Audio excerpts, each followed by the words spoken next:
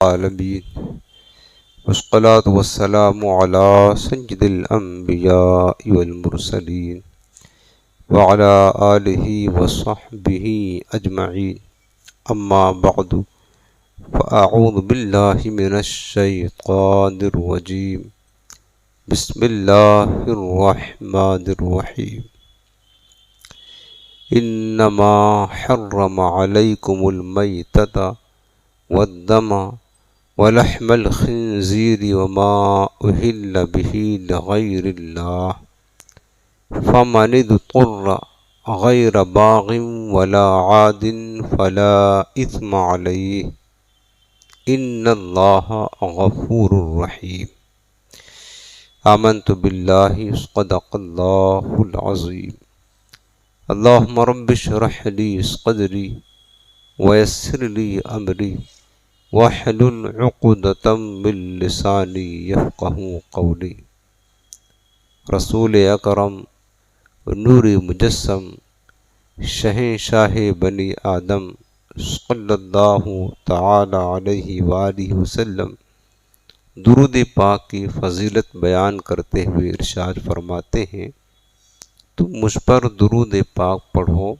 اللہ تعالی تم پر رحمت نازل فرمائے گا۔ سبحان اللہ۔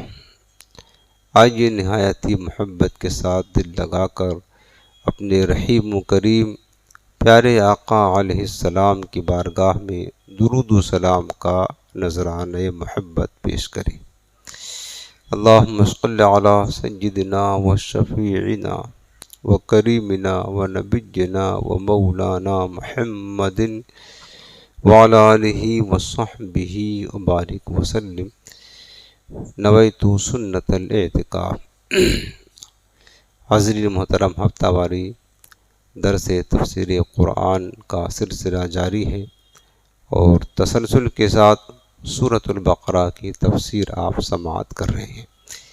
آج آپ سنیں گے دوسرا پارہ سورۃ البقرہ کی آیت نمبر 173۔ اللہ پاک ارشاد فرماتا ہے، انما حرم، بے شک اس نے تم پر حرام کیا، علیکم تم پر حرام کیا، المیتۃ مردار کھانا، والدم اور خون، ولحم الخنزیر اور سور کا گوشت، وما اہل بہ لغیر اللہ اور وہ جانور حرام کیا جو غیر اللہ کا نام لے کر ذبح کیا گیا ہو۔ فَمَنِ اضْطُرَّ غَيْرَ بَاغٍ، تو جو مجبور ہو جائے جبکہ وہ خواہش نہ رکھتا ہوں، ولا عادٍ اور نہ ضرورت سے آگے بڑھے، فلا اثم علیہ تو اس پر کوئی گناہ نہیں ہے، ان اللہ غفور الرحیم، بے شک اللہ بخشنے والا مہربان ہے۔ اب اس آیت میں جو آپ نے سنا در حقیقت احکام شرعیہ کا بیان کیا جا رہا ہے۔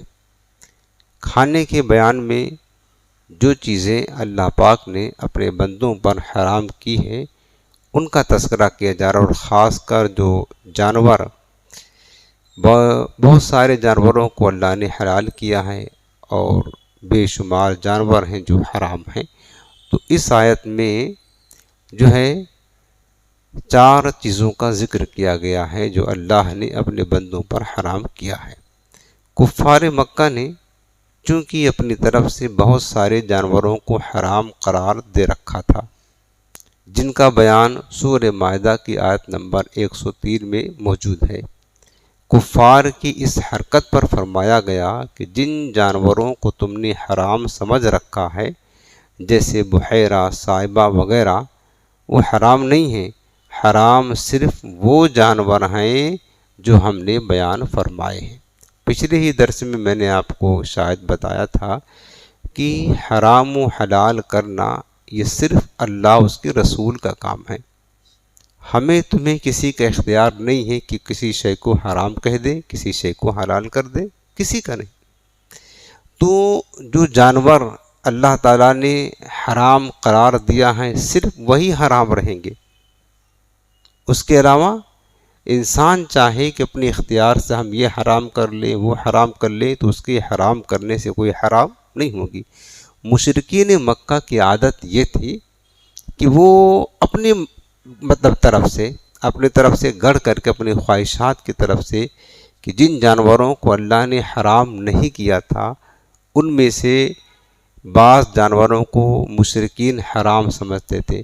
کہتے کہ فلاں جانور ہم حرام ہیں، فلاں جانور حلال ہے، فلاں حرام ہے.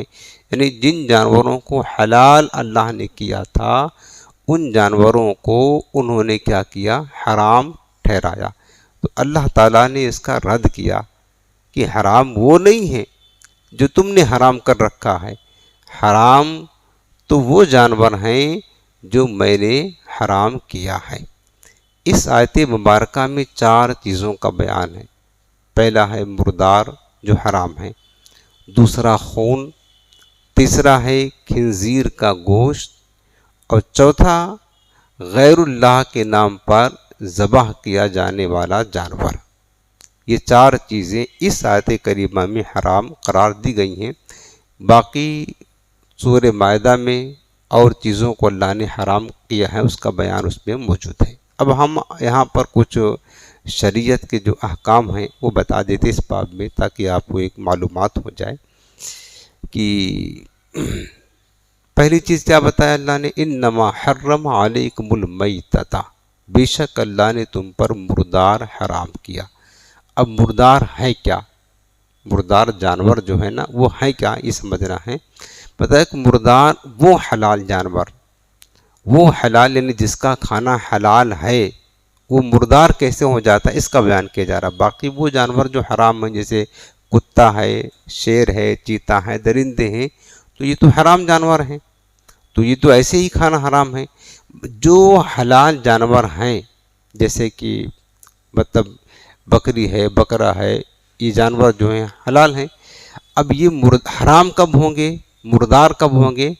اس کی تفصیل یہ ہے کہ جو حلال جانور بغیر ذبح کیے مر جائے، ذبح نہیں کیا اور مر گیا تو یہ مردار ہو گیا.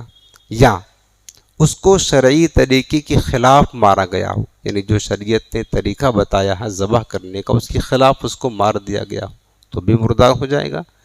یا جان بوجھ کر تکبیر پڑھے بغیر ذبح کر دیا گیا ہو، یعنی اللہ کا نام لیے بغیر جو ہے نا جان بوجھ کر اللہ کا نام لیے بغیر جانور کو ذبح کر دیا گیا تو بھی یہ جانور حلال نہیں ہوگا، یہ مردار ہو جائے گا اور مردار کھانا حرام ہے. اب اس کی مختلف صورتیں ہیں. دیکھیں کہ آج ایک تو فتنوں کا دور ہے کہ ذبح کے معاملے میں بہت زیادہ احتیاط کرنے کی ضرورت ہے. اگر کسی نے جانور کو ذبح کیا تو 2 چیزیں خاص ضروری ہیں اس جانور کو حلال ہونے کے لیے. ایک تو کہ ذبح کرنے والا مسلمان صحیح العقیدہ مسلمان ہو. اگر کسی بد مذہب نے ذبح کیا، کافر نے، مشرک نے، یہودی نے، نصرانی نے ذبح کیا تو یاد رکھنا وہ چاہے اللہ کا نام لے کر ہی کیوں نہ ذبح کرے وہ جانور حلال نہیں ہوگا، مردار رہے گا. حلال ہونے کے لیے 2 چیزیں بنیادی ہیں.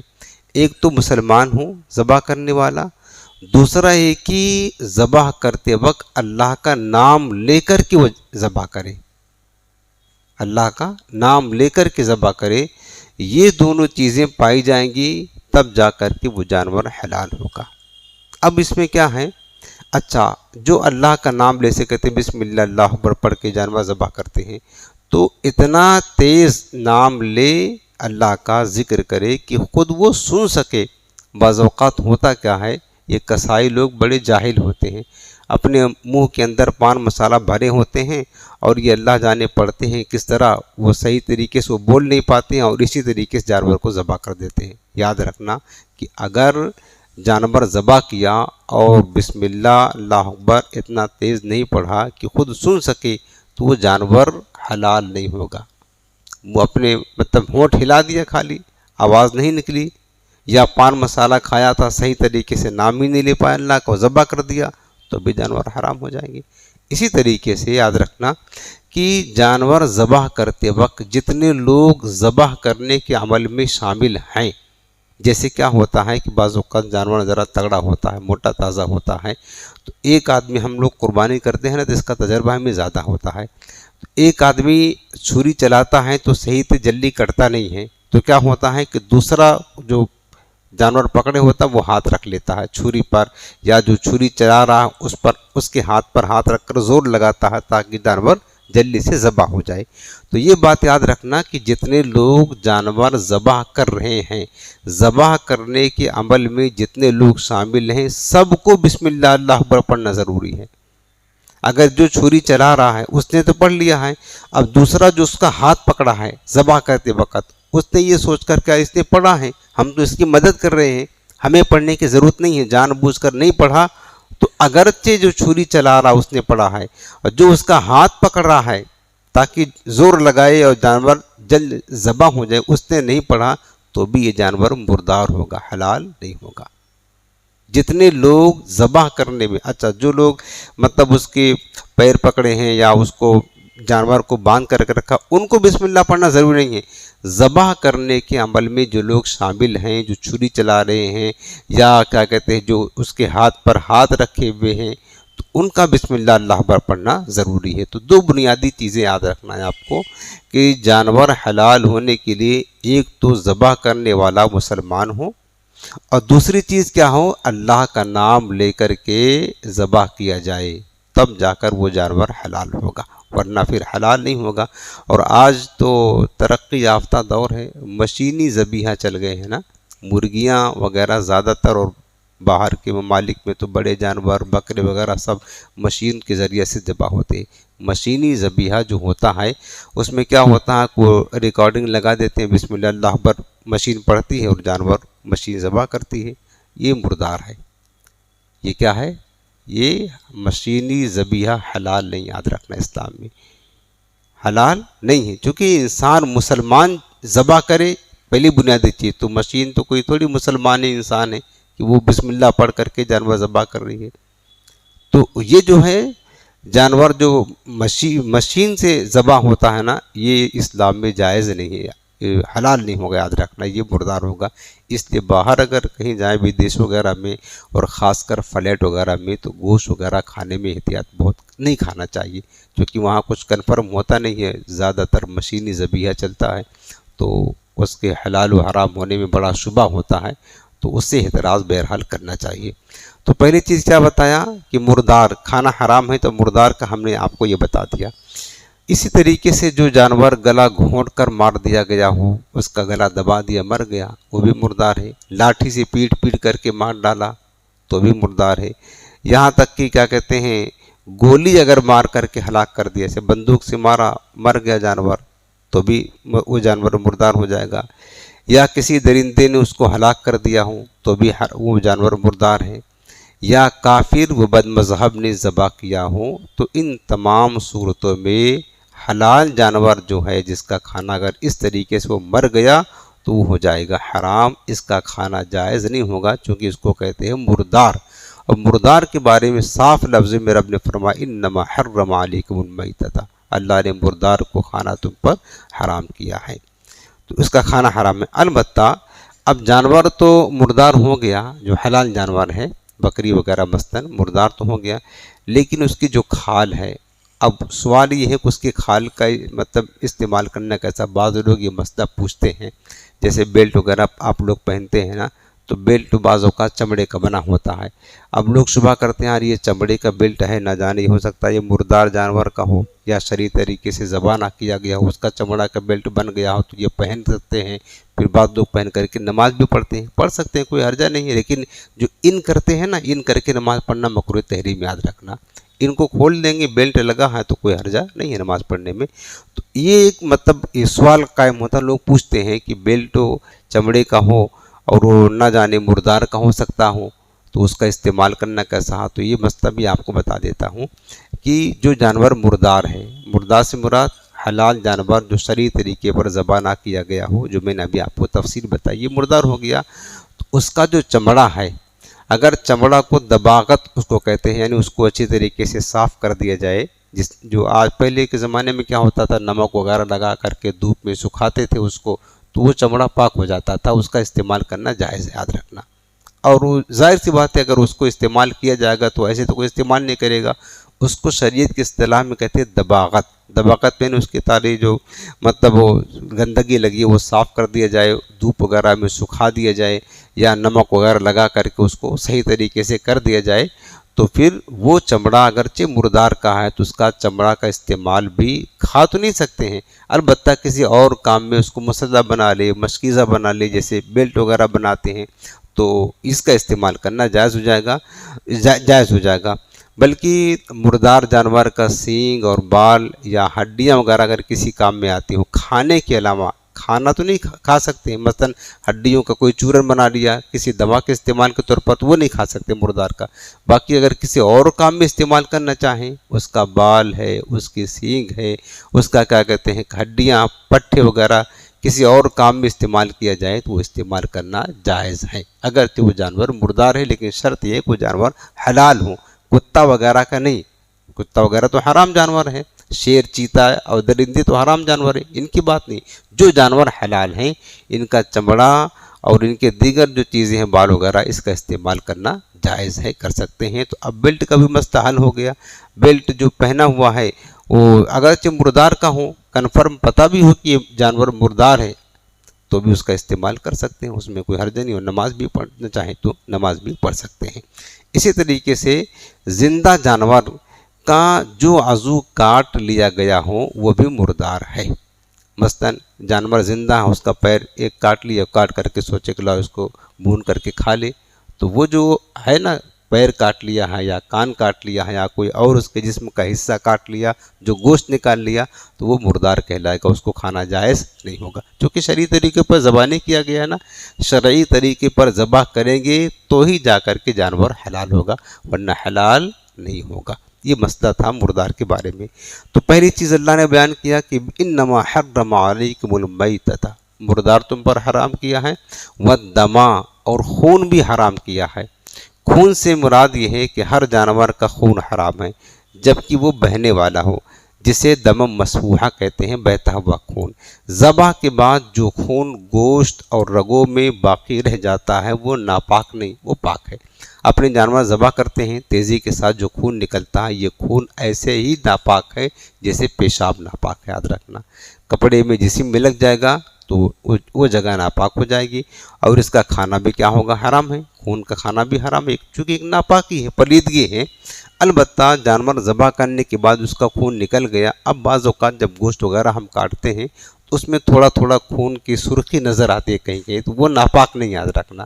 جو گوشت وغیرہ میں خون تھوڑا باقی رہ جاتا ہے نا، جو ناپاک خون تھا وہ تو نکل جاتا ہے ذبح کرنے کے بعد۔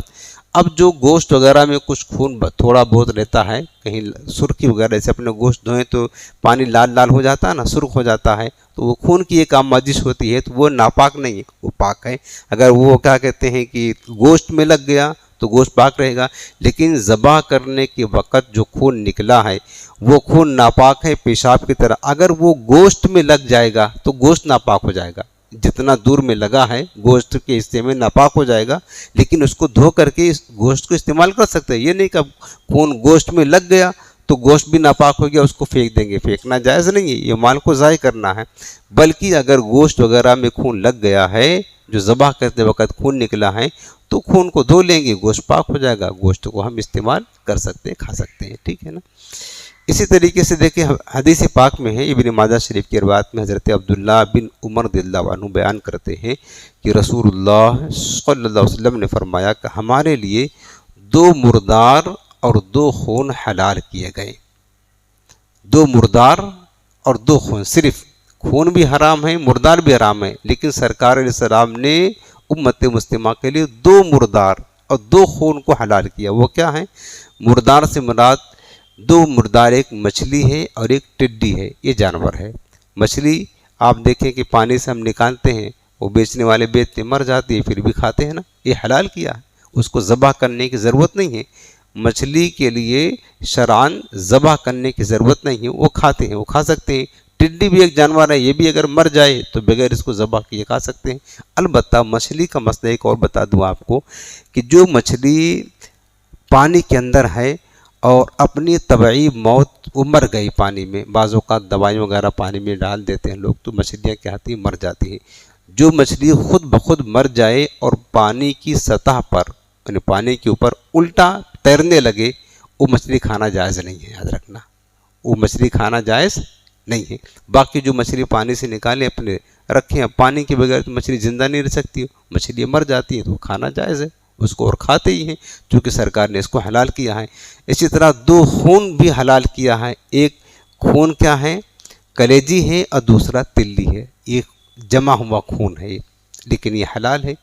تو جو خون حرام ہے قرآن نے اس کو فرمایا دمم مسفوحن، بہتا ہوا خون، اور یہ کلیجی اور تلی کا جو خون ہے یہ جمع ہوا ہے، یہ بہتا ہوا نہیں ہے، اس لیے یہ دونوں خون کیا ہیں، حلال ہیں، باقی خون کسی طریقے سے حلال نہیں ہے۔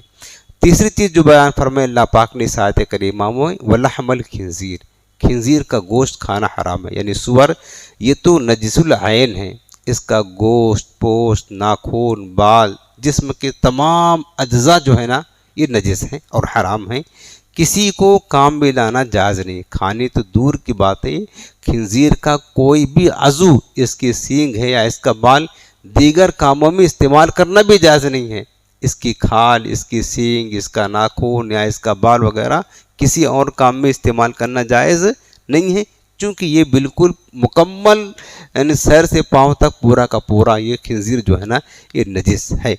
تو چونکہ اللہ پاک نے یہاں پر خنزیر کا گوشت فرمایا ہے، پیچھے آتے کریمہ میں کھانے کا ذکر ہو رہا ہے تو عموماً گوشت ہی لوگ کھاتے ہیں، اس وجہ سے خنزیر کا گوشت کہہ دیا گیا ہے، ورنہ اصل مسئلہ یہ ہے کہ خنزیر سراپا نجس اور ناپاک ہے، اس کا کھانا بالکل جائز نہیں ہے، نہ اس کی کسی عضو سے فائدہ اٹھا سکتے، یہ سراپا حرام اور ناجائز ہے۔ چوتھی چیز جو بتایا ہے اللہ پاک نے وما اہل بہ لغیر اللہ، اس کا معنی ہوتا ہے کہ وہ جانور حرام ہیں جو غیر اللہ کے نام پر ذبح کیا گیا ہو۔ یاد رکھنا جس طریقے سے اپنی نماز پڑھتے ہیں نا تو نماز صرف کس کے لیے پڑھتے ہیں، اللہ کے لیے، کسی اور کے لیے نماز نہیں پڑھ سکتے ہیں، سجدہ کسی اور کے لیے نہیں کر سکتے ہیں۔ اسی طریقے سے جانور ذبح جو کریں گے صرف اللہ کا نام لے کر ذبح کریں گے، اللہ کے سوا کسی کا نام لے کر جانور ذبح کرنا جائز نہیں، حتیٰ کہ اللہ کے پیارے حبیب علیہ السلام کا نام لے کر بھی جانور ذبح کرنا جائز نہیں ہے۔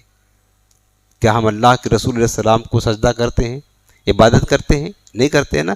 اسی طریقے سے حضور علیہ السلام کا نام لے کر جانور بھی ذبح نہیں کریں گے۔ یہ خاص جانور کو ذبح کرنا اللہ کے لیے، جس طرح عبادت خاص اللہ کے لیے، نماز خاص اللہ کے لیے، اسی طرح جانور ذبح کرتے وقت صرف اور صرف اللہ کا نام لیا جائے گا، اللہ کے سوا کسی اور کا نام لے کر جانور ذبح کیا گیا وہ جانور ہو جائے گا مردار، اس کا کھانا حلال نہیں ہے۔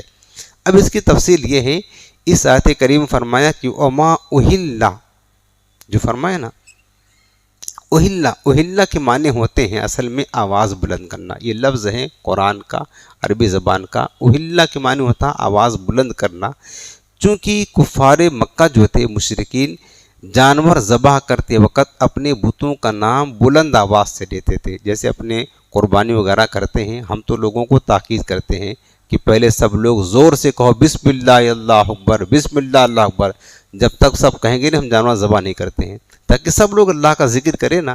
تو جانور ذبح کرتے وقت بلند آواز سے جتنے لوگ حاضر ہیں سب کو بسم اللہ اللہ اکبر، بسم اللہ اللہ اکبر پڑھ کے جانور ذبح کرتے ہیں۔ تو مشرکین کیا کرتے تھے کہ چونکہ وہ جانور کو اپنے بتوں کے نام پر ذبح کرتے، اللہ تعالیٰ پر تو ایمان ہی نہیں رکھتے تھے، بتوں کو اپنا معبود سمجھتے تھے، تو جس طرح بتوں کے لیے عبادت کرتے تھے اسی طرح بتوں کے نام پر وہ جانور کو ذبح کرتے تھے۔ تو ان کا طریقہ کیا ہوتا تھا، جب وہ جانور ذبح کرتے نا تو بلند آواز سے کہتے بسم اللہ والعزیٰ، یعنی اپنے بتوں کا نام لے کر کہ لات و عزیٰ کے نام پر ذبح کر رہا ہوں، جیسے ہم بسم اللہ اللہ اکبر پڑھتے ہیں، وہ مشرکین کیا کہتے ہیں بسم اللہ والعزیٰ، لات و عزیٰ کے نام پر، بسم الہبل کے نام پر جانور کو ذبح کرتے ہیں۔ تو بلند آواز سے وہ کیا کرتے، چلایا کرتے تھے، شور مچایا کرتے تھے۔ تو اہل کے معنی ہوتا آواز بلند کرنا، تو جو ہے نا آواز بلند کرنا، لیکن مشرکین چونکہ اپنے بتوں کا نام لیتے تھے تو آواز بلند کرتے تھے، اس لیے اہلا کہا گیا۔ پھر اس کے معنی میں وسعت ہوئی، اور ہر وہ جانور جس کو غیر اللہ کے نام پر ذبح کیا گیا ہو اس کو ما اہلا لغیر اللہ کہا جانے لگا، کہ جو جانور اللہ کے علاوہ کسی اور کے نام پر ذبح کیا گیا ہو، خواہ بلند آواز سے اس کا ذکر کیا گیا ہو، غیر اللہ کا نام لیا گیا ہو، یا دھیمی آواز سے، اگر اللہ کے علاوہ کسی اور کے نام پر جانور ذبح کیا گیا تو وہ جانور حلال نہیں ہوگا بلکہ حرام ہوگا۔ البتہ اگر ذبح کے وقت ذبح فقط اللہ کے نام پر کیا اور اس سے پہلے یا بعد میں غیر کا نام لیا تو وہ جانور حرام نہیں ہے۔ اس آیت کریمہ کے تحت جو ہے نا، یہ جو بد مذہب ہے نا، جن کے ہاں شرک اور بدعت دو چیز انتہائی سستی ملتی ہے، آپ چاہیں تو خرید سکتے ہیں ان کے ہاں، وہ سب کو مشرک و بدعتی کہنا شروع کر دیتے ہیں۔ تو یہ کیا کہتے ہیں کہ دیکھو اہلک معنی ہوتا ہے آواز بلند کرنا، تو یہ معنی یہ لیتے ہیں کہ جس جانور پر اللہ کے علاوہ یعنی غیر اللہ کا نام لیا گیا ہو وہ جانور حرام ہے۔ تو کہتے ہیں کہ دیکھو تم غوث پاک کہتے ہو، یہ غوث پاک سرکار کے نیاز کے لیے اپنے بکرا وغیرہ خریدتے ہیں تو منسوب کرتے ہیں غوث پاک کا بکرا ہے، یہ غازی میاں سرکار کا مرغا ہے، اس طریقے سے بزرگوں کے نام سے منسوب کرتے ہیں۔ تو اس آیت کریمہ کا غلط معنی بتاتے ہوئے، غلط تشریح و تفسیر کرتے ہوئے یہ کہتے ہیں کہ تم نے اس جانور پر اللہ کے علاوہ غوث پاک کا نام لے لیا، اور رب نے فرمایا کہ ما اہل بہ لغیر اللہ، جس جانور پر غیر اللہ کا نام لیا گیا ہو وہ جانور حرام ہے، لہٰذا یہ جو غوث پاک کا نام لیے ہو نا اس بکرے پر، یہ بکرا حرام ہو جائے گا۔ اس طریقے سے تشریح پیش کرتے ہیں۔ تو اب ان کو یہ مطلب اس پر باقاعدہ ہمارے علماء نے کتابیں لکھی ہیں، تفسیر بیان کیا، اور یہ اس طریقے سے کہہ کے امت کو گمراہ کرتے ہیں۔ تو ان سے سیدھے یہ کہو کہ ٹھیک ہے، اگر ان کے پاس کوئی جانور ہو تو پوچھے بھائی کس کا جانور ہے، تو کہیں گے نا فلاں فرقان بھائی کا جانور ہے۔ فرقان بھائی جو مالک ہوتا ہے تو جانور اسی کی طرف منسوب ہوتا ہے۔ آپ سے پوچھے بکرا خرید کر لائے ہوں قربانی کے لیے، کس کا ہے، تو آپ کہو گے میرا بکرا ہے نا، یہ تو کہتے ہو نا، تو تمہارا نام تو لیا گیا اس پر، فلاں صاحب کا بکرا ہے، فلاں صاحب کی گائے ہے، نام لیا گیا۔ تو اگر یہی معنی ہو کہ جس جانور پر اللہ کے علاوہ کسی کا نام پکارا گیا ہو تو حرام ہو جائے، تو پھر قربانی کا جانور لاتے ہوں تو کہتے ہیں یہ قربانی کا جانور ہے، بکرا ہے، تو قربانی کیا اللہ ہے، اس پر بھی تو غیر اللہ کا نام لیا گیا تو بھی حرام ہو جائے گا۔ عقیقہ کا جانور آپ لے کر کے آتے ہوں کہ کس لیے لائے ہوں، بھئی یہ عقیقہ کا جانور ہے، تو جانور پر عقیقہ کا نام لیا گیا، کیا عقیقہ اللہ ہے؟ نہیں ہے، تو سب حرام ہو جائے گا، کوئی حلال ہی نہیں بچے گا۔ پھر انسان جو خرید کر لا رہا ہے کہ کیا کہتے ہیں کہ یہ تم خرید کے لائے ہو، کس کا بکرا ہے، کس کا جانور ہے، تو کہتا کہ یہ فلاں صاحب کا ہے، مثلاً فرقان بھائی کا ہے، یار یہ تو حرام ہو جائے گا۔ تو سیدھے کہے گا کہ نہیں یہ تو اللہ کا بکرا ہے، تو تم کہنا کہ بھائی اللہ کا بکرا تھا، ہم بھی اللہ کے بندے دا، پھر بکرا ہمارے حوالے کرو، ہم کاٹ کر کھاتے ہیں۔ جب اللہ کا ہے تو جب اللہ کا ہے تو اللہ کے بندے ہم بھی ہیں تو ہم بھی کھاتے ہیں، ہمارا بھی اس میں حصہ ہے۔ یعنی آپ بتائے یہ رہے ہیں کہ یہ میں نے جو ہائی لائٹ کر کے آپ کو بتا رہا ہوں نا، اس طرح گمراہ کرتے لوگوں کو۔ در حقیقت معنی یہ نہیں ہے کہ جس جانور پر اللہ کا نام لے لیا، وہ غیر اللہ کا نام لیا جائے وہ حرام ہو جائے گا، ورنہ ہر جانور پر غیر اللہ کا نام تو لیا ہی جاتا ہے یار، جو مالک ہوتا ہے اس کا نام تو لیا جاتا ہے نا کہ فلاں بندے کا بکرا ہے، یہ معنی نہیں ہے، بلکہ معنی وہ حرام ہوگا کہ جس جانور کو ذبح کرتے وقت غیر اللہ کا نام لیا جائے وہ جانور حرام ہے۔ باقی اس سے پہلے، ذبح سے پہلے یا ذبح کے بعد بھی بھلے سے لاکھوں لوگوں کا نام پکارا جائے، اس میں کیا حرجہ ہے، اس میں کیا حرجہ ہے؟ جانور ذبح کرتے وقت غیر اللہ کے نام پر ذبح کیا جائے گا تو حرام ہوگا، باقی ذبح کرنے سے پہلے چاہے کہیں غوث پاک کا بکرا ہے، چاہے کہیں غریب نواز سرکار کا مرغا ہے، چاہے کہیں فلاں آدمی کا جانور ہے، اس میں کوئی حرجہ نہیں ہے، وہ لے سکتے ہیں۔ ذبح کرنے کے بعد بھی جانور ذبح ہو گیا تو بھی کہیں فلاں صاحب کا بکرا ہے، فلاں صاحب کا جانور ہے، تو بھی کوئی حرجہ نہیں ہے۔ تو یہ معنی نہیں ہے کہ کیا کہتے ہیں کہ ہاں جس جانور پر غیر اللہ کا نام پکار دیا جائے تو وہ حرام ہو جائے گا، نہ، بلکہ اصل مطلب یہ ہے کہ جس جانور کو ذبح کرتے وقت غیر اللہ کا نام لیا گیا ہو وہ جانور کیا کہتے ہیں کہ مردار ہوگا۔ مثلاً اگر کوئی یہ کہے کہ اپنے ماں باپ کی طرف سے بکرا ذبح کر رہا ہوں، یعنی ماں باپ کی سارے ثواب کے لیے ذبح کر رہا ہوں، یا جن اولیاء کرام کے لیے یہ سارے ثواب مقصود ہے ان کا نام لیا جائے تو یہ جائز ہے، کوئی حرج نہیں ہے، اس میں کچھ حرج نہیں ہے۔ اور اس فعل کو حرام کہنا اور ایسے جانور کو مردار کہنا یہ سراسر جہالت ہے، کیونکہ ذبح سے پہلے یا بعد غیر کی طرف منسوب کرنا ایسا فعل نہیں ہے جو کہ حرام ہو، یہ تو مشرکوں کا کام ہے کہ مشرکین بھی جس کو چاہتے تھے اپنے طرف سے کہہ دیتے کہ یہ جانور حرام ہے، اور کسی کو کہتے کہ یہ حلال ہے، تو یہ طریقہ درست تو نہیں ہے۔ اس آیت کریمہ کا معنی آپ اچھی طرح سمجھ لیجئے کہ جانور ذبح کرتے وقت تو غیر اللہ کا نام لیا جائے تو حرام ہوگا۔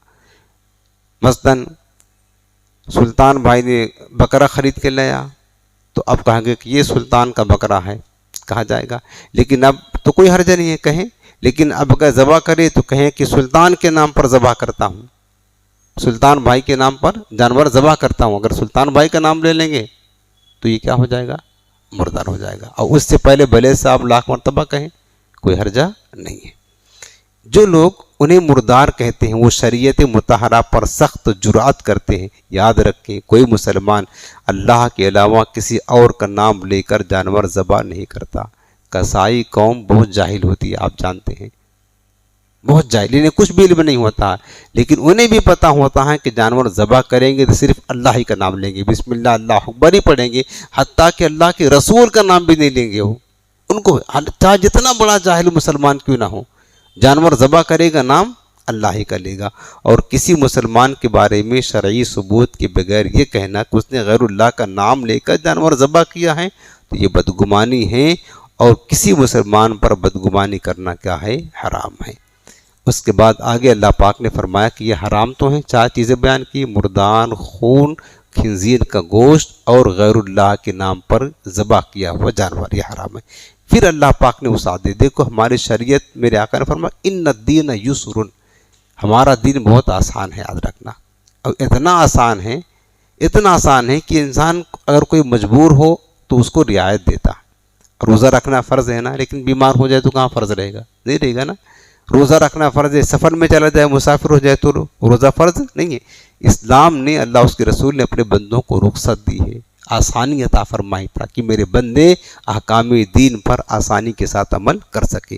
اب اللہ تعالیٰ وہ رخصت بیان کر رہا کہ یہ حرام تو ہیں، فمن اضطر، تو جو بندہ مجبور ہو جائے، مجبور اس طرح ہو جائے، یعنی مجبور جیسے حرام چیزیں کھانا، جسے حرام چیزیں کھانا حلال ہے، وہ ہے کہ جو حرام چیز کے کھانے پر مجبور ہو اور اس کو نہ کھانے سے جان چلی جانے کا خوف ہو اور کوئی حرام چیز موجود نہ ہو، خواہ بھوک اور غربت کی وجہ سے یہ حالت ہوئی ہو یا کوئی شخص حرام کھانے پر مجبور کرتا ہو اور نہ کھانے کی صورت میں جان کا اندیشہ ہو، تو ایسی حالت میں جان بچانے کے لیے حرام چیز کا بقدر ضرورت اتنا کھا لینا جائز ہے کہ ہلاکت کا خوف نہ رہے، بلکہ اتنا کھانا فرض ہے۔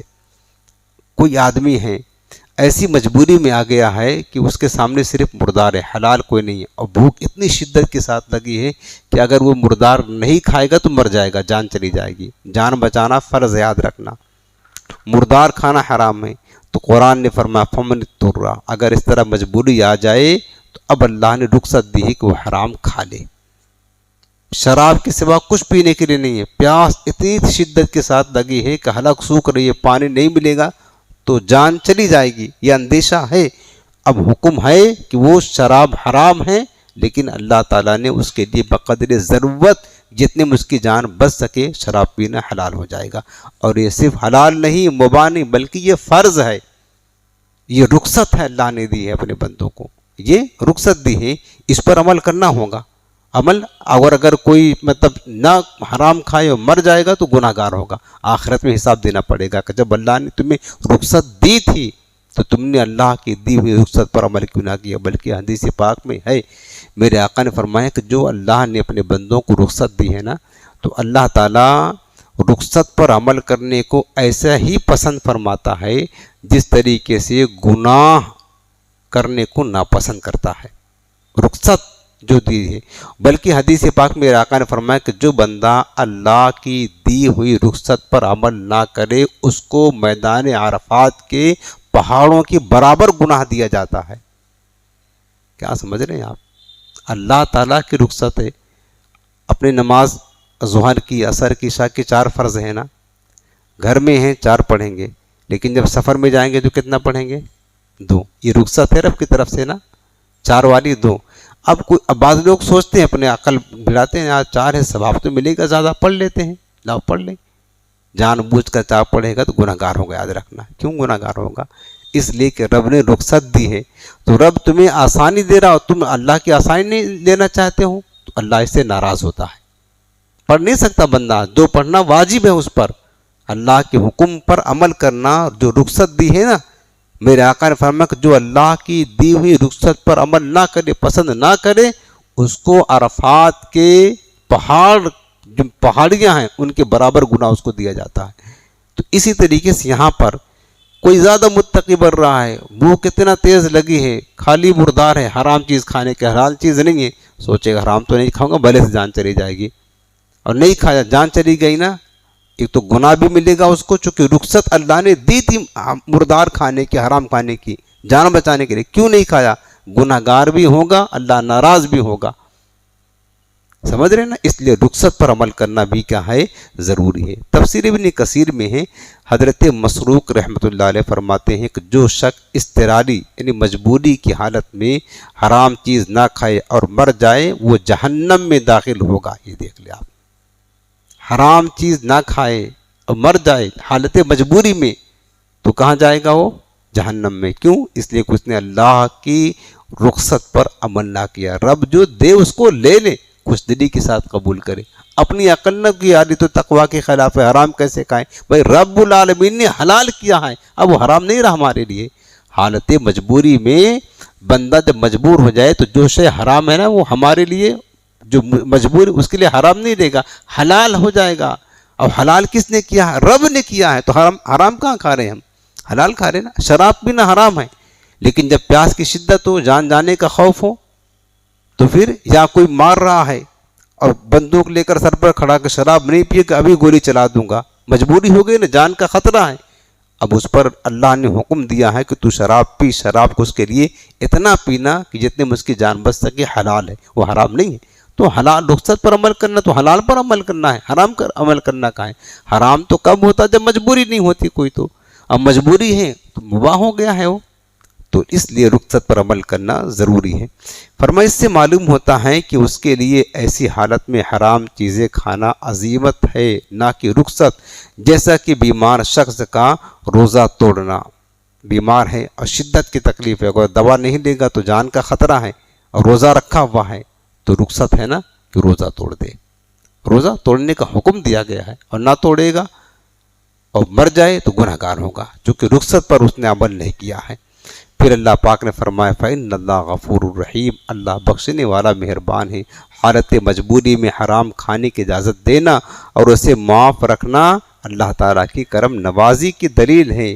اس لیے آخر میں مغفرت اور رحمت کا ذکر کیا کہ تم مجبوری کی حالت میں حرام کھا لو گے، تمہیں گناہ نہیں ملے گا، بلکہ اللہ تعالیٰ تمہاری خطاؤں کو معاف کر دے گا، تمہارے گناہوں کو اللہ معاف کر دے گا. کہا فَإِنَّ اللَّهَ غَفُورٌ رَحِيمٌ، کہا نا بے شک اللہ بخشنے والا مہربان ہے. ٹائم تو آج پورا ہو گیا، حدیث بھی سننی ہے، ایک آیت کریمہ اور پڑھ دیں، پڑھ لیتے. آج کم ہوا، ایک ہی آیت سنا، ایک اور سن لیں.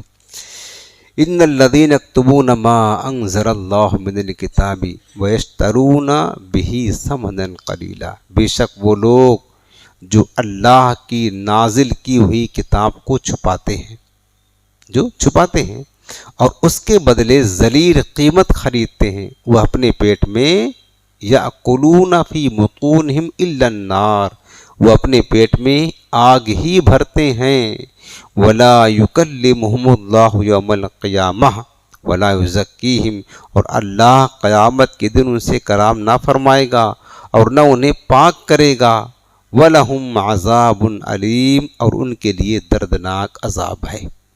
کافروں کے ایک گروہ مشرکین کے اعمال کا ذکر کرنے کے بعد اب دوسرے گروہ یعنی یہودیوں کا تذکرہ کیا جا رہا. ابھی تک یہ جو مشرکین تھے، جانوروں کو حلال و حرام کرتے تھے، ان کا ذکر کیا جا رہا تھا. اب اس آیت کریمہ سے یہودیوں کا ذکر ہو رہا ہے کہ یہودیوں کی جو خرابی تھی وہ کیا تھی۔ مشرکین کیا کرتے تھے؟ حلال کو حرام بنا دیتے تھے۔ یہودی کیا کرتے تھے؟ اللہ کی آیات کو چھپا دیتے تھے۔ دونوں مجرم تھے۔ اب ان کا ذکر ہو رہا ہے۔ یعنی پہلا گروہ اللہ کے حق میں کوتاہی کرنے والا تھا، مشرکین کا۔ یہ جو دوسرا گروہ یہودیوں کا ہے، یہ رسول اللہ کے حق میں کوتاہی کرنے والا ہے۔ اس آیت کریمہ کا شأن نزول یہ ہے کہ یہود کے سردار اور علماء یہ امید رکھتے تھے کہ نبی آخر الزمان صلی اللہ علیہ وسلم ان میں مبعوث ہوں گے، یعنی یہ چاہتے تھے کہ آخری نبی ہماری قوم بنی اسرائیل میں آئیں۔ لیکن جب انہوں نے دیکھا کہ آخری نبی دوسری قوم میں یعنی بنی اسماعیل میں، عرب میں تشریف لائے، تو انہیں یہ اندیشہ ہوا کہ لوگ توریت و انجیل میں آخری نبی کے اوصاف و کمالات دیکھ کر کہیں حضور کی فرما برداری کی طرف جھک جائیں گے، اور ان یہودی سرداروں اور علماء کے نذرانے اور ہدیے اور تحائف سب بند ہو جائیں گے۔ ان کی کون عزت کرے گا؟ جب وہ اللہ کے آخری نبی پر لوگ کلمہ پڑھیں گے، ان کی طرف مائل ہوں گے، تو ان کو کون پوچھے گا؟ اس ڈر سے حکمرانی جاتی رہے گی، تو اس خیال سے انہیں حسد پیدا ہوا، اور توریت انجیل میں جو حضور علیہ السلام کی نعت اور صفات اور علامات اور آپ کے وقت نبوت کا بیان تھا، انہوں نے اس کو چھپا دیا۔ اس پر یہ آیت کریمہ نازل ہوئی۔ اور میں نے اس بات کا کئی بار ذکر کیا آپ سے کہ یہودیوں کی سب سے بڑی خرابی یہ تھی کہ رسول پاک جب آخری نبی بنی اسماعیل میں تشریف لائے تو انہوں نے کیا کیا؟ تاکہ لوگ جو ہے نا، چونکہ پرانی کتابوں میں حضور کے اوصاف و کمالات اور حضور کی علامات لکھی ہوئی تھی، تو لوگ پڑھ کر کے علامات آخری نبی کی دیکھ کر کے ایمان لائیں گے، تو ہمارا کیا بنے گا؟ ہمیں کون پوچھے گا؟ سرداری ختم ہو جائے گی، نذرانہ کون ہمیں دے گا؟ یہود کے جو سردار علماء تھے انہوں نے کیا کیا کہ نہ رہے بانس نہ باجے بانسری، والا کام کیا کہ توریت میں جہاں پر حضور علیہ السلام کے اوصاف تھے، علامات تھی، حضور کی شان اور کمال کا بیان تھا، آخری نبی کی صفاتیں ہوگی، کب آئیں گے، کہاں آئیں گے نا، وہ سب ان بدبختوں نے مٹا دیا، چھپا دیا، اس کی جگہ پر دوسرا لکھ دیا، یعنی اس کا الٹا لکھ دیا۔ مثلاً حضور کی علامات یہ تھی کہ سرکار آخری نبی بڑے خوبصورت ہوں گے، تو اس کی جگہ پر یہ لکھ دیا تھا آخری نبی جو نا سانورے رنگ کے ہوں گے۔ ایک مثال بتا رہا ہوں، اس طرح لکھ دیا تھا انہوں نے، تاکہ جب ان کو دیکھیں اور اپنی کتاب کو پڑھیں، کہا یار وہ ہماری کتاب میں جو تھا وہ تو ہے نہیں نبی، ہے تو لکھا تھا سانورے رنگ کے ہوں گے اور یہ تو بڑے خوبصورت ہے، لہٰذا وہ نشانی پائی نہیں جائے گی تو ایمان نہیں لائیں گے۔ اس طرح انہوں نے کیا کیا؟ حضور اسلام کے صفات کو چھپایا۔ تو اس پر یہ آیت کریمہ نازل ہوئی کہ بے شک وہ لوگ جو اللہ نے نازل کیا کتاب اس کو چھپاتے ہیں۔ تو یہودیوں کی اس طرز عمل پر فرمایا گیا کہ ذاتی مفاد اور مارے دنیا اور عیش و آرام کی خاطر اللہ کی کتاب اور اس کے حکام، عظمت و شان مصطفیٰ چھپانے والے مال و دولت سے اپنے خزانے نہیں بھر رہے ہیں، بلکہ حقیقت میں اپنے پیٹ میں جہنم کی آگ بھر رہے ہیں۔ یعنی حضور کی صفات وغیرہ چھپا کر جو لوگوں کے نذرانے لینا چاہتے ہیں، دولت نہ، رب فرماتا دولت نہیں، یہ جہنم کی آگ لے رہے ہیں، کیونکہ یہ حرکات انہیں جہنم میں لے جانے کا سبب ہے۔ قیامت کے دن یہ لوگ اللہ تعالیٰ سے ہم کلامی کی شرف سے محروم رہیں گے، اور بہت بڑی بد نصیبی ہوگی کہ اللہ تعالیٰ جو اظہار ناراضگی کے لیے، اظہار غضب کی خاطر ان بدبختوں سے کلامی نہیں فرمائے گا۔ جو بندہ قیامت کے دن رب سے ہم کلامی کے شرف سے محروم ہو، اس سے بڑا بد نصیب کون ہوگا؟ رحمت الہی ان سے دور ہوگی، کفر و معصیت کی گندگی میں ڈوبے ہوئے ہوں گے، اور انہیں کسی بھی طرح پاک نہیں کیا جائے گا بلکہ جہنم میں پھینک دیا جائے گا۔ یاد رکھنا، یہ اللہ کے رسول کی حسد کی وجہ سے جو یہودی حضور کی صفات کو چھپاتے تھے، ان کا یہ انجام ہوگا قیامت کے دن۔ نہ اللہ کلام فرمائے گا، نہ انہیں پاک فرمائے گا، بلکہ انہیں جہنم میں پھینک دے گا۔ اور یاد رہے کہ یہ جو یہودی کام کرتے تھے، آج کل اس دور پر فتن میں بہت سارے نام نہاد مسلمان کہنے آنے والے، کلمہ پڑھنے والے، تبلیغ و تسبیح کرنے والے وہی کام آج یہ بھی کر رہے ہیں، وہی کام کر رہے ہیں۔ میں آپ کو مثال دے کے بتا سکتا ہوں۔ یاد رہے کہ چھپانا، جو بتایا کہ یہودی چھپاتے تھے، حضور کیا چھپاتے تھے؟ حضور السلام کے جو کمالات، حضور کی خوبیاں تھیں ان کی کتابوں میں، اس کو چھپاتے تھے۔ چھپانا یہ بھی ہے کہ کتاب کے مضمون پر کسی کو مطلع نہ ہونے دیا جائے، یعنی کسی کو نہ بتایا جائے کہ آخری نبی کی صفات یہ ہے، یہ بھی چھپانا ہے۔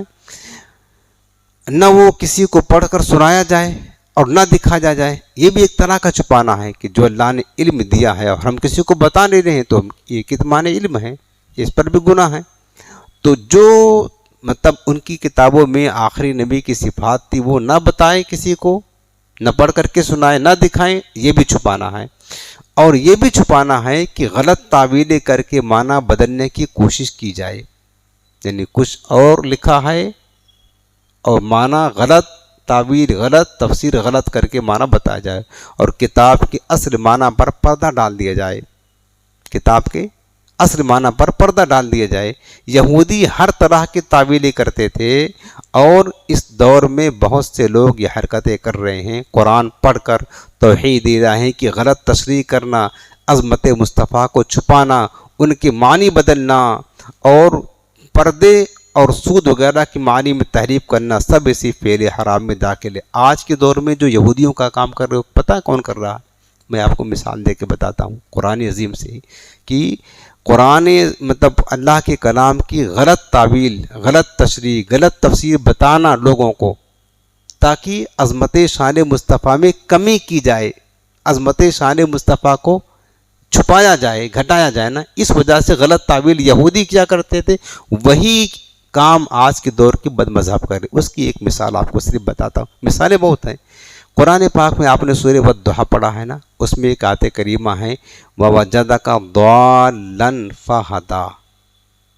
کوئی بھی آپ بد مذہبوں کا ترجمہ اٹھا کر کے دیکھ لیں، کسی کا بھی، کسی نے کیا لکھا ہے کہ اللہ نے اپنے حبیب کے بارے میں فرمایا کہ اور اے محبوب ہم نے آپ کو راستے سے، یہ وہابیوں کا اور بد مذہبوں کا ترجمہ بتا رہا ہوں، راستے سے بے خبر پایا تو فہدا، ہدایت دے دیا۔ کسی نے کہا گمراہ پایا، کسی نے کہا بھٹکا ہوا پایا، کسی نے کہا کہ شریعت سے بے خبر پایا تو فہدا، راہ دے دیا۔ اب آپ بتائیں، اگر حضور کے بارے میں یہ لوگوں کو بتایا جائے کہ میرے نبی تو گمراہ تھے، آپ کو گمراہ پایا، بھٹکا ہوا پایا، راہ مطلب سے بے خبر پایا، تو کیا اس کے دل میں آخر نبی پاک کی عظمت بیٹھے گی؟ یہ حضور کی شان کو گھٹانے تو اور کیا ہے؟ اچھا، اس کا معنی ہے کہ دالن کا ایک ہی معنی ہے کیا؟ ایک معنی تو نہیں ہے۔ قرآن عظیم کی جو عربی کی وسعت اتنی ہے پیارے، پوری دنیا میں حضرت آدم علیہ السلام کو 7 لاکھ زبانوں کا علم دیا گیا تھا، 7 لاکھ زبانیں ہیں، لیکن کسی زبان میں اتنی وسعت نہیں ہے، گہرائی نہیں ہے جتنی عربی میں۔ ایک ایک لفظ کے 100 معنی آتے ہیں، ایک ایک لفظ کے 100 معنی آتے ہیں۔ ضالن کے معنی ہوتا ہے گمراہ ہونا بھی ہوتا ہے، ملنا بھی ہوتا ہے، کسی کی محبت میں فنا ہو جانا بھی ہوتا ہے، خود رفتہ بھی، بے شمار معنی ہوتے ہیں ضالن کا۔ لیکن جس کے دل میں بغض ہوتا نا، جیسے یہودیوں کے دل میں بغض تھا، اسی طرح آج کے بد مذہبوں کے دل میں جو بغض ہوتا ہے اور مصطفیٰ کی شان عظمت ان سے ہضم نہیں ہوتی ہے نا، وہ نہیں چاہتے حضور کی تذکرہ ہو، حضور کی شان عظمت کا اظہار ہونا، تو اسی طرح لوگوں کو معنی کر کے، غلط معنی کر کے لوگوں کو بتاتے ہیں تاکہ حضور کی عظمت لوگوں کے دل میں بیٹھنے نہ پائے، جیسے یہودی کیا کرتے تھے، بیعینی یہی کام یہ کر رہے ہیں۔ تو اب وَوَجَدَكَ ضَالًّا کا یہ معنی کریں، حالانکہ یہ معنی ہے نہیں، یہ معنی اس کا بنتا ہی نہیں ہے، چونکہ اگر یہ معنی کرے گی کہ وَوَجَدَكَ ضَالًّا فَهَدَىٰ، آپ کو ہم نے گمراہ پایا تو راہ دے دیا، ضل ضاد لام، یہ ولا ضالین نہیں پڑھتے، ولا ضالین، یہ وہی ضالین ہے، اور گمراہوں کے راستے پر نہ چلا، یہ معنی ہوتا ہے، کہتے ہیں اهدنا الصراط المستقیم صراط الذین انعمت علیہم غیر المغضوب علیہم ولا الضالین، اور نہ ان کے راستے پر چلا جن پر تیرا غضب نازل ہوا، اور نہ گمراہوں کے راستے پر چلا۔ تو یہی پر ضال یہاں پر بھی ہے، وَوَجَدَكَ ضَالًّا یہ واحد اور ضالین اس کی جمع ہے، بس یہ فرق ہے۔ تو دونوں جگہ تو یہاں ضالین کا معنی گمراہ ہے، لیکن وَوَجَدَكَ ضَالًّا میں معنی گمراہیت کا نہیں ہوگا، معاذ اللہ رب العالمین۔ بھٹکا ہوا معنی نہیں ہوگا کہ حضور کو بھٹکا ہوا پایا، راستے سے بھی خبر پایا، یہ معنی نہیں ہوگا، لیکن یہ معنی کر کے عظمت شان مصطفیٰ کو لوگوں نے کم کرنے کی کوشش کی، جس طرح یہودی جو ہے نا توریت میں حضور کی صفات والی آیات کو غلط طریقے سے پیش کر کے لوگوں کو بتایا کرتے تھے، تاکہ حضور کی عظمت لوگوں کے دلے میں، آخری نبی کی عظمت بیٹھنے نہ پائے، لوگ سمجھنے نہ پائے۔ یہ کام آج کے بد مذہب کر رہے ہیں۔ اب اس کا صحیح معنی کیا ہے؟ جو عاشق ہوتا ہے، جو صحابہ کے طرز عمل پر چلتا ہے نا، وہ کرتا ہے۔ اس کا جو صحیح معنی ہے نا، وہ اس کا معنی اعلیٰ حضرت امام رسول اللہ کا ترجمہ پڑھ کر کے دیکھ لیں، وَوَجَدَكَ ضَالًّا فَهَدَىٰ۔ اعلیٰ حضرت نے فرمایا کہ اے میرے حبیب، اور اللہ نے آپ کو اپنی محبت میں خود رفتہ پایا. خود رفتہ کہتے ہیں بالکل اپنی محبت میں فنا پایا، یوں سمجھ لینا، اپنی محبت میں مست پایا. یہ میں سمجھانے کے لیے حالت کا ترجمہ کہ اپنی محبت میں خود رفتہ پایا، فہدات اپنی طرف بلا لیا، بس یہ معنی ہے. اب اس سے کتنی عظمت ظاہر ہوتی ہے حضور علیہ السلام کی. لیکن بد مذہبوں نے کیا ہے کہ وہ ترجمہ کیا جو تو ترجمہ بنتا ہی نہیں، ہوتا ہی نہیں ہے. اگر یہ کہا جائے کہ آپ کو گمراہ پایا تو سورہ اس میں سورہ و نجم ہے، ما ضل صاحبکم وما غوا، تمہارے آقا نہ گمراہ ہوئے نہ بھٹکے. تو وہاں تو منع کر رہا قرآن عظیم کہ میرے نبی تو کبھی گمراہ ہی نہیں ہوئے ہیں، اور یہاں تم کہہ رہے ہو گمراہ ہوئے، تو آیت سے ٹکرا جائے گی. لہذا پتہ چلا کہ یہ معنی بنتا نہیں جو تم نے کر رہا ہے. تم نے صرف بغض رسالت میں کیا ہے یہ معنی تاکہ حضور کی عظمت کو گھٹا جائے. لیکن کون گھٹا سکتا ہے یار؟ حضور کی عظمت کو کوئی گھٹا سکتا ہے نا؟ ورفعنا لک ذکرک، رب نے فرمایا ہم نے اپنے حبیب کے ذکر کو، عظمت کو بلند کر دیا ہے، کوئی نہیں گھٹا سکتا ہے. تو بتایا یہ جا رہا پیارے کہ آج یہ فتنوں کا دور ہے، اپنے ایمان کی حفاظت کرنا بے حد ضروری ہے. بس آج دو آیات کریمہ کی تفسیر مکمل ہوئی، انشاءاللہ پھر انداز سے کریں گے. اللہ پاک ہمیں نور قرآن سے روشن اور منور فرمائے. بسم اللہ الرحمن الرحیم.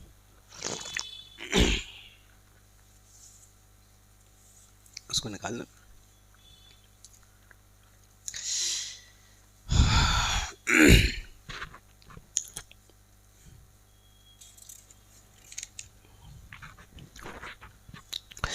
الحمد للہ رب العالمین.